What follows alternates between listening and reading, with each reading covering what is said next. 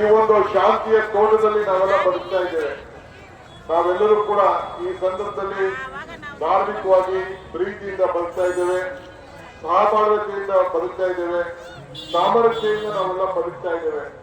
ಇವತ್ತು ನಾನು ನನ್ನ ಒಂದು ಬೆಂಗಳೂರಿನ ಮಂತ್ರಿಯಾಗಿ ಒಂದು ಸಣ್ಣ ಸಲಹೆಯನ್ನ ತಪ್ಪೋ ನೆಪೋ ನನಗೆ ಗೊತ್ತಿಲ್ಲ, ಆರ್ಟ್ ಬಿಷಪ್ ಅವ್ರಿಗೆ ಹೇಳಲಿಕ್ಕೆ ನಾನು ಬಯಸ್ತಾ ಇದ್ದೇನೆ. ಇಲ್ಲಿ ಬಂದು ನೋಡಿದ್ರೆ ನಾನು ಈ ಕಡೆ 1 ಕಿಲೋಮೀಟರ್ ಇದ್ದೀರಿ, ಈ ಉತ್ತರ ಭಾರತಕ್ಕೆ ಉತ್ತರಕ್ಕೆ 1 ಕಿಲೋಮೀಟರ್ ಇದ್ದೀರಿ, ದಕ್ಷಿಣಕ್ಕೆ 1 ಕಿಲೋಮೀಟರ್ ಇದ್ದೀರಿ, ಇದೆಲ್ಲ ನಿಂತಿದ್ದೀರಿ. ನಿಮ್ಗೆ ಯಾರು ಕೂಡ ಈ ವೇದಿಕೆ ನೋಡಕ್ಕೆ ಅವಕಾಶ ಇಲ್ಲ. ಸೊ ಮುಂದಿನ ದಿನದಲ್ಲಿ ತಾವು ಚರ್ಚೆ ಮಾಡಿ ಸರ್ಕಾರ ನಿಮ್ಗೆಲ್ಲರೂ ಕೂಡ ಒಂದು ದೊಡ್ಡ ಜಾಗವನ್ನ ಕೊಡ್ತದೆ.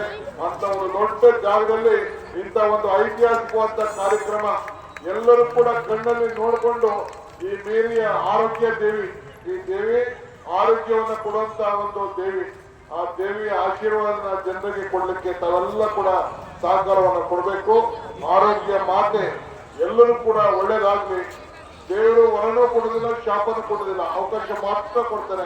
ಆ ಅವಕಾಶ ಕೊಟ್ಟಂತ ಸಂದರ್ಭದಲ್ಲಿ ಈಗಿರಂತ ನಮ್ಮ ಆರ್ಟ್ ಬಿಷಪ್ನವರು ಇಂಥ ಇದು ಒಂದು ಕಾಲದಲ್ಲಿ ಇದು ಒಳ್ಳೆ ಪವಿತ್ರವಾದ ಕ್ಷೇತ್ರ. ಇದು ನಾನು ತಪ್ಪು ಜಾಗ ಇಲ್ಲ, ಜನಸಂಖ್ಯೆ ಜಾಸ್ತಿ ಇದೆ.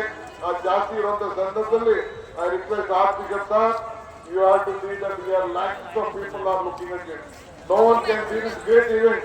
So you should all see that we will provide you an opportunity, a place where lakhs of people can join in one place. I request you to see that you organize this great event. This is an event of a historic occasion. So let us all live in peace. Let health come to everyone. So I wish you all the best. Karnataka government stands behind you. You all are stood with us. We will also stand behind you. This is what I can tell. ಎಲ್ಲರಿಗೂ ಮತ್ತೆ ಈ ಸಂದರ್ಭದಲ್ಲಿ ಎಲ್ಲ ಧರ್ಮ, ಎಲ್ಲ ಭಾಷೆ ಎಲ್ಲರೂ ಕೂಡ ಈ ಸಂದರ್ಭದಲ್ಲಿ ಶುಭವಾಗಿ ಅಂತೇಳಿ ನಾನು ಆರೈಸ್ತೇನೆ. ಎಲ್ಲರಿಗೂ ನಮಸ್ಕಾರ.